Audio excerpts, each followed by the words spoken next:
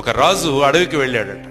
అడవికి వెళ్ళినప్పుడు బ్రహ్మాండమైన చిలుక ఒకటి కనపడిందంట, ఇంత పెద్ద చిలుక. ఆ చిలుకను తీసుకొచ్చాడు. బ్రహ్మాండంగా దానికి బాదము, జీడిపప్పు, పిస్తాలు అన్ని తినిపించడం మొదలుపెట్టారు. దానికేముంది, హాయిగా కంఫర్టబుల్గా ఉంది లైఫ్. అడవిలో ఉంటే ఎగరాలి, పరిగెత్తాలి, దేన్నో పట్టుకోవాలి, తినాలి, ఎక్కడ జాంపండు ఉందో కనుక్కోవాలి, ఆ చెట్టు మీదకి ఎగరాలి, ఇవన్నీ. కానీ ఇక్కడ ఏం లేదు, మన దగ్గరికి అన్నీ వస్తాయి. ఒక వారం తర్వాత రాజు తన కిటికీ తెరిస్తే ఇది బ్రహ్మాండంగా ఎగురుతూ ఉంటుందేమో అనుకుంటే అది అక్కడే కూర్చుంది. అడవిలో బ్రహ్మాండంగా ఎగిరింది, ఇక్కడేంటి ఇలా కూర్చుందని చెప్పేసి చాలా బాధపడి ఒక ప్రకటన వేయిస్తాడు. ఈ చిలుకను ఎవరైనా ఎగిరేటట్టు చేస్తే వాళ్ళకు బహుమతినిస్తాను అన్నారు. చాలా మంది వచ్చి ప్రయత్నించారు కానీ అది ఎగరట్లా.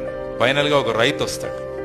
రైతు ఒక గొడ్డలి తీసుకొని వచ్చి అది ఏ కొమ్మ మీద కూర్చుందో ఆ కొమ్మను కట్ చేసేస్తాడు. అది వెంటనే ఎగురుతుంది అనమాట. కాబట్టి మనం కూడా లక్ష్య సాధనలో ముందుకు వెళ్ళాలంటే కంఫర్ట్ జోన్ నుంచి బయటపడాలి.